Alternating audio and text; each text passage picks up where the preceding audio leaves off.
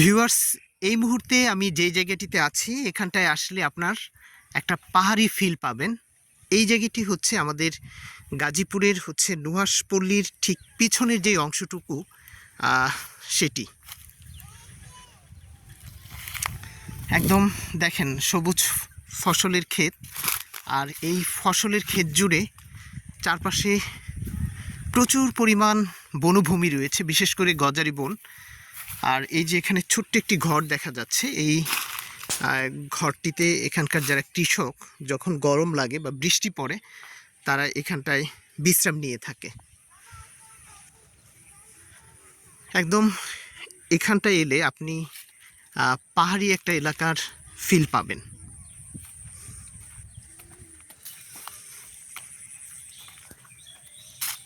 সামনেই হচ্ছে একটি খাল।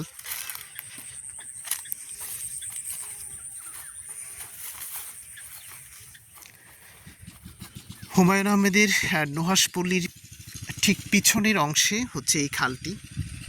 খালের চারপাশেই হচ্ছে সবুজ বনভূমি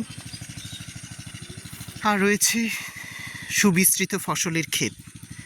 এবং এই ফসলের ক্ষেত পেরিয়ে হচ্ছে সামনে সুন্দর সবুজ বনাঞ্চল। একদম মনে হবে যে আপনি কোনো একটা পাহাড়ি এলাকায় আছেন। গাজীপুরের এই জায়গাটিতে আসলে এখানটায় যে কেউ আসতে পারবেন।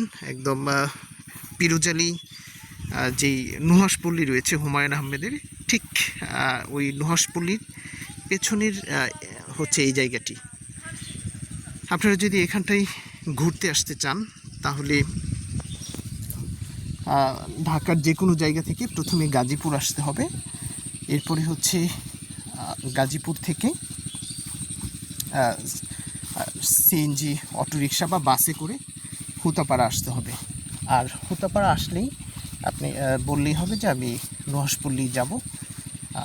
নুহাশপল্লী এসে আপনি একদম পুকুর পাড়ের ঠিক পিছন থেকে এই জায়গাটি দেখতে পাবেন।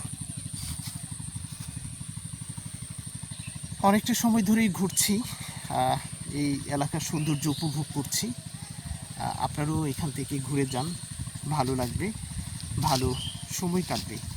আর ঠিক আমার পিছনেই দেখছেন এক অসাধারণ প্রকৃতি রয়েছে। এখন এই আপনাদেরকে মনে হলো যে একটু ভিডিও করে এই দৃশ্যটা একটু দেখাই।